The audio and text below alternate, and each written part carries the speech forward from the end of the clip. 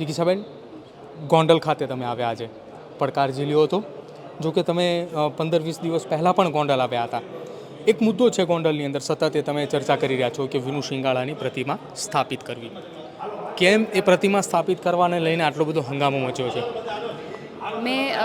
જે દિવસે મેં વિનુભાઈની પ્રતિમા સ્થાપિત કરવા માટેનું એક પોસ્ટ મૂકી હતી, એના પછી એ મારો વિચાર હતો અને એના પછી લાખો યુવાનો મારી સાથે જોડાણા.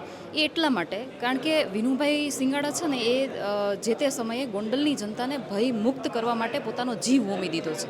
સમાજ માટે લડતા લડતા એ પોતે શહીદ થઈ ગયા છે. તો એના હત્યારાઓને વાંધો પડે જ. હું વિનુભાઈ શિંગાળાની મૂર્તિ પ્રતિમા પ્રસ્થાપિત કરવા માટે અમે જ્યારે સુરતની અંદર મિટિંગ કરી, તો અમે તો કોઈનું નામ નહોતું લીધું.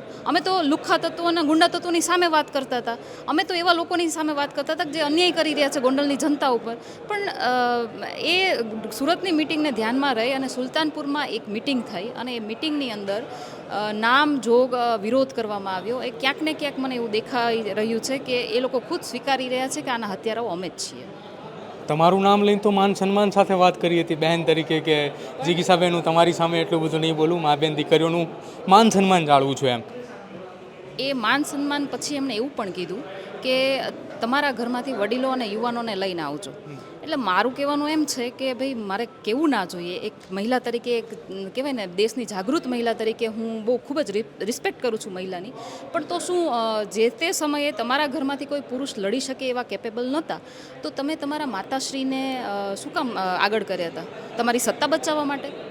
તો આજે તમે મને એમ કહી રહ્યા છો કે તું બહાર આવીને આ બધું ના કરતો, તમારા માતાશ્રીને તમે શું કામ મેદાનમાં ઉતાર્યા છો? મિત્રો, આવા જ વિડીયો અને શોર્ટ્સ જોવા માટે આજે જ અમારી ન્યૂઝ રૂમ યુટ્યુબ ચેનલને સબસ્ક્રાઇબ કરો.